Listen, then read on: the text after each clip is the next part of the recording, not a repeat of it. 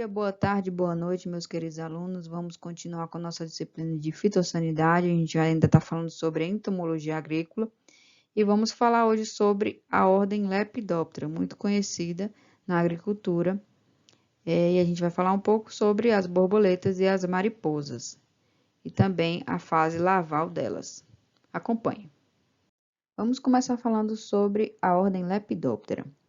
Seus adultos são chamados de mariposas ou borboletas e possuem asas membranosas,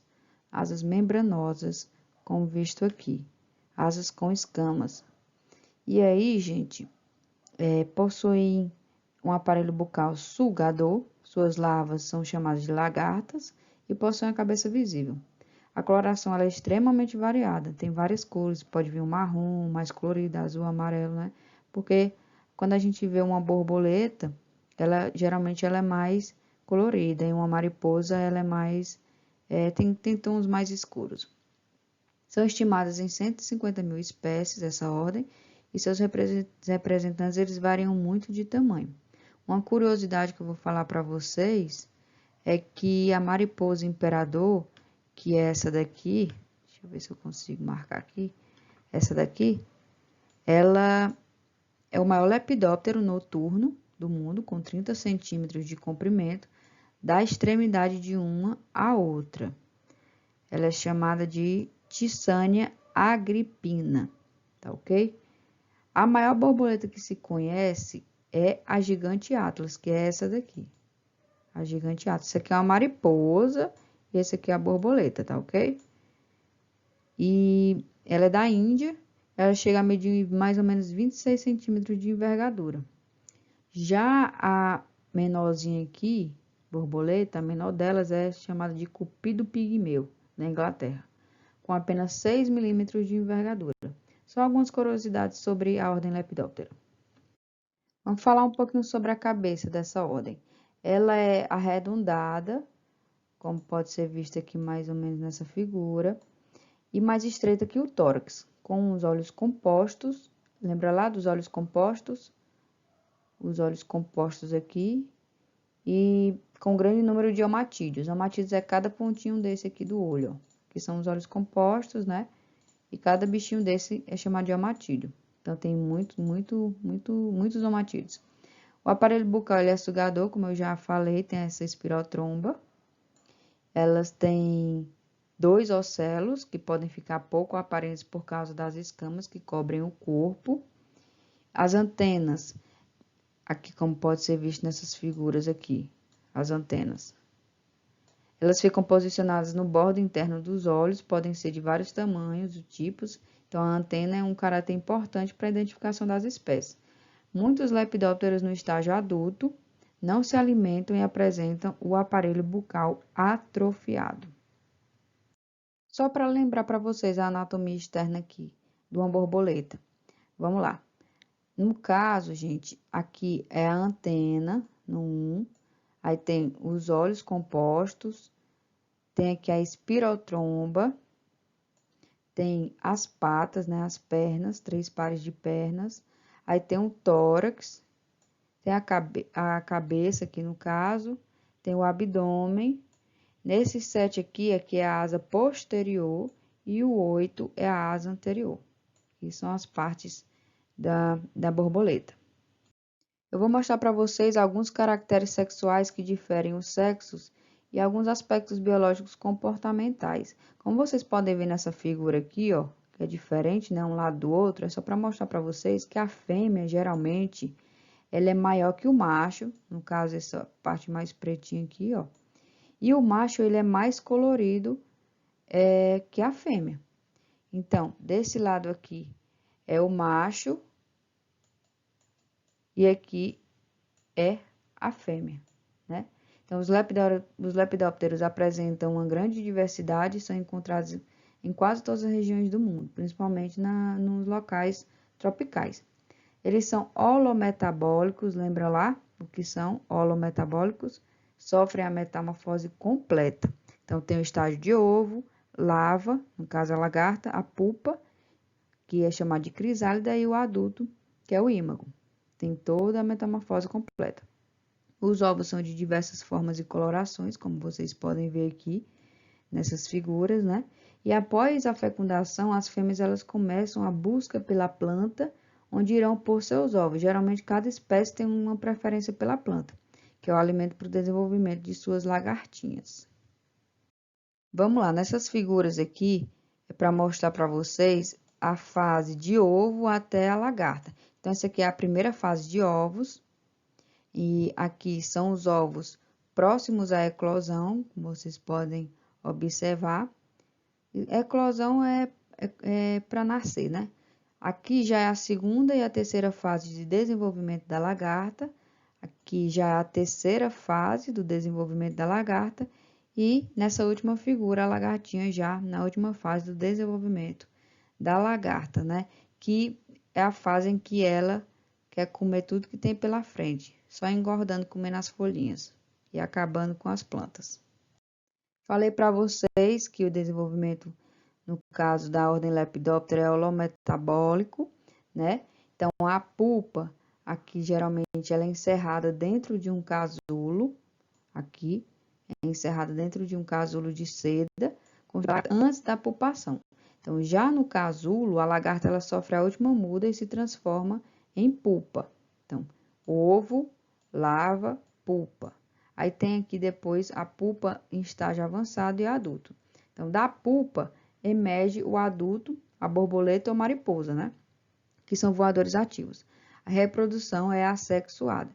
Então, metamorfose completa. Ovo, larva, pupa jovem, pupa em estágio avançado e adulto. E que essa figurazinha mostrando também. Os lepidópteros, ela tem uma expressiva importância econômica, porque as larvas, por serem na sua grande maioria fitófagas, no caso fitófagas que se alimentam de planta, né? São pragas extremamente prejudiciais às plantações. Algumas larvas se alimentam de tecidos, larvas que são lagartas, né? O que pode causar danos às indústrias têxteis, que são aquelas tracinhas que comem, né?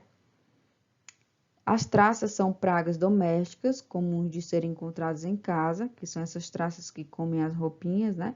Existem 3 tipos de traças que danificam objetos diferentes. Tem as traças de roupas, a de papel e de comida. Também como de livros, né? Na fase larval, elas ficam em um casulo e podem ser encontradas nas paredes dos ambientes. Essas pragas, elas vivem em locais úmidos e seus nutrientes vêm de matéria orgânica vegetal. Então, tudo que contém a celulose pode ser atacado por essa traça. O inseto ele pode viver até 4 anos, é muito tempo, né? Se você acumula papéis, então, e objetos em casa, é bom dar uma limpadinha, né? Porque elas podem estar entre suas folhas, no livro, porque um ambiente sujo com poeira é favorável à sua proliferação. Outras traças que se alimentam de cereais, que também são bem conhecidas de alimento industrializado, são as traças indianas da farinha, que ela também é conhecida popularmente como a traça dos cereais. É um inseto lepidóptero originário da Europa e que agora está espalhado por todo o mundo. Essas larvas, essas lagartas, são brancas ou rosadas, no caso, lagarta não, é traça, né? Porque a larva ela pode ser traça ou pode ser a lagarta. Então, essas larvas, que são as traças, são brancas ou rosadas e alimentam-se de grãos e produtos derivados como frutos secos, semente, bolacha, nozes, leite em pó, arranjos de flores secas, entre outros. A teia, que é semelhante a uma teia de aranha em recipiente de alimentos secos, ela significa a presença que está, a infestação, que está aquela traça ali. Então, muito cuidado. Lembrando aqui, pessoal, que as lepidópteras, elas são somente pragas na fase de lagarta e possuem aparelho bucal mastigador. Então, vocês lembram lá que eu falei que as borboletas e as mariposas, elas têm um aparelho bucal sugador? Ali já elas já estão adultas. Então, elas são consideradas pragas somente quando elas estão na fase de larva. Lagartinha aqui, como vocês podem ver. Aqui é uma lagarta causando a desfolha, acabando com a folha. Aqui é uma lagarta broqueadora de fruto, como vocês podem ver aqui no centro do milho. Eu acho que até mostrei para vocês lá que tinha um plantio de milho. E a lagarta minadora da folha. aqui à direita. Então, gente, elas ocasionam danos diretos, se alimentam de folhas, de frutos, podem perfurar talos, flores, ainda jovens e minar as folhas, como mostrado aqui para vocês. Então, vamos falar um pouquinho sobre a diferença entre as borboletas e as mariposas. As mariposas, assim como as borboletas e abelhas, elas fazem a polinização. Então, elas são benéficas, né? Ou seja, a reprodução através do pólen, que é de suma importância ao meio ambiente e ao ecossistema. Então, com isso, o inseto é um dos que ajuda a evitar que diferentes espécies de animais e plantas se tornem extintas. Então, a borboleta e a mariposa, elas fazem esse trabalho. As plantas mais polinizadas pelas mariposas são aquelas cujo néctar fica alojado nas estruturas mais profundas, sendo absorvido apenas por animais ou insetos que têm um bico mais longo. Lembrando, gente, que a borboleta é diferente da mariposa. Porque o voo, geralmente, você vê mais as borboletas de dia e as mariposas mais à noite. O tipo de antena. A antena, ela é mais clavada na borboleta, tem aquela dilataçãozinha semelhante a um taco de golfe. E as mariposas são aquelas filiformes, que tem mais pelo, né? Que são menorzinhas, mais peludas. Mas é bem diferente mesmo da borboleta. A posição das asas em repouso, as borboletas elas ficam levantadas e fechadas, já as mariposas elas ficam estendidas horizontalmente sobre o corpo. É bem característico também que as cores das asas das borboletas são mais brilhantes, mais vivas, mais bonitas, e as mariposas são mais escuras, amarronzadas, embora tenha algumas exceções. E o corpo e as cerdas, na borboleta tem um corpo mais fino, com poucas cerdas, poucos pelos, e a mariposa ela é mais robusta, né? Mais gordinha, é mais peluda. Então, para os seres humanos, a polinização das mariposas é de suma importância, principalmente na agricultura. Isso porque diversos alimentos têm o desenvolvimento ajudado por esse tipo de ocorrência, que é a polinização de alguns insetos, possibilitando uma produtividade maior e, consequentemente, o impulsionamento do mercado agrícola. As mariposas, elas são insetos que não se alimentam durante a fase adulta, então elas não se alimentam durante a fase adulta, tendo como únicos objetivos durante a vida que dura poucos dias. Então, a mariposazinha, quando ela já passa ali, vai dar pupa, né? Aí vai ficar adulta, ela dura poucos dias, morre logo, ou às vezes nem um dia inteiro. A função dela é de acasalar e botar ovo. Então, ela saiu da pupa, não se alimenta, quer se acasalar e botar ovo. Então, a sua fase de desenvolvimento, em que ainda é uma larva, é quando ela come bastante para que se possa desenvolver. Que é nessa fase aí que ela acaba com as plantas. As borboletas e mariposas colocam seus ovos nas folhas, ramos, flores e frutos. E na fase de larva, como eu já disse, ocorre o ataque das lagartas sobre as plantas. Então, um exemplo ocorre com a família das cucurbitáceas, melão, abóbora, pepino, que é muito perseguida pela broca das cucurbitáceas. Então, a broca das cucurbitáceas, ela ataca na sua fase de lagarta e na fase adulta será transformada em uma mariposa. Então, se vocês virem mariposas na sua plantação, vocês vão pensar assim, não, mariposa não faz mal, mas a lagarta dela, a larva dela faz. Então, onde há fumaça, há fogo, né? Pode ir atrás que as lagartas estão lá acabando com tudo. Então, essa lagarta é muito agressiva para as cucurbitáceas. Essa que eu estou citando aqui, a broca das cucurbitáceas.